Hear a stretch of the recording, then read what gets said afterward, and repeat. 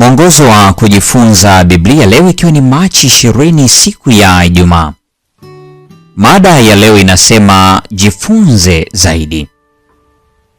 Kila mwanafamilia anapaswa kutambua kwamba ana wajibu binafsi kufanya sehemu yake katika kuongeza faraja, taratibu na ulinganifu wa familia. Mtu hapaswi kufanya kazi kinyume na mwingine. Wote wanapaswa kwa umoja kujihusisha na kazi nzuri ya kutiana moyo. Wanapaswa kuonesha upole, ustahimilivu na uvumilivu, kuzungumza kwa sauti ya chini, tulivu, kuepuka machafuko na kila mmoja akifanya kila awezalo kupunguza mizigo ya mama. Kila mwanafamilia anapaswa kuelewa sehemu ile tu anayotarajiwa kutenda katika umoja na wengine. Wote kuanzia mtoto mwenye umri wa miaka 6 na kwenda juu wanapaswa kuelewa kwamba inahitajika kwao kubeba sehemu yao ya mizigo ya maisha. Ellen G. White, Siri ya Ustawi wa Familia, ukurasa wa 148. Ni lazima tumruhusu Kristo aingie ndani ya mioyo na nyumba zetu ikiwa tunataka kutembea nuruni. Nyumba inapaswa kufanya yote neno linayomaanisha.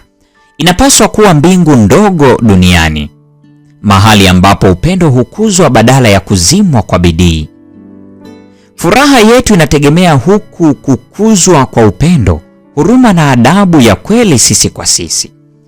Inatupasa kusahau nafsi kila wakati tukitafuta fursa, hata katika mambo madogo, ili kuonesha shukrani kwa ajili ya fadhila tulizopokea kutoka kwa wengine, na kutafuta fursa za kuwafurahisha wengine na kuwapunguzia huzuni na mizigo yao kwa matendo mema ya huruma na matendo madogo ya upendo.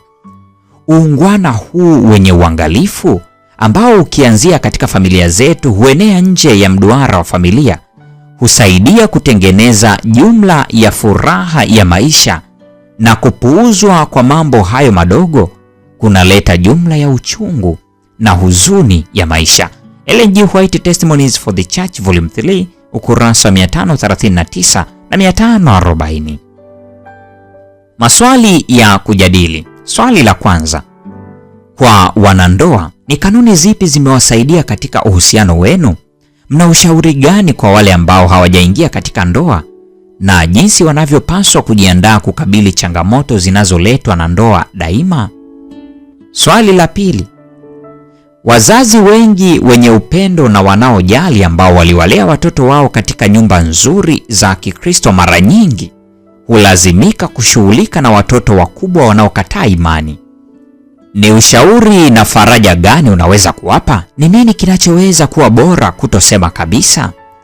Swali la tatu na la mwisho: jadili zaidi shauri au himizo la kuenenda kwa hekima.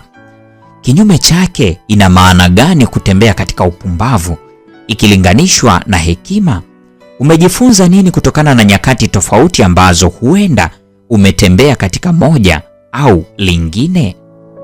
Hii ni Machi 20, tukifikia tamati somo hili la 12 linalosema kuishi pamoja sisi kwa sisi.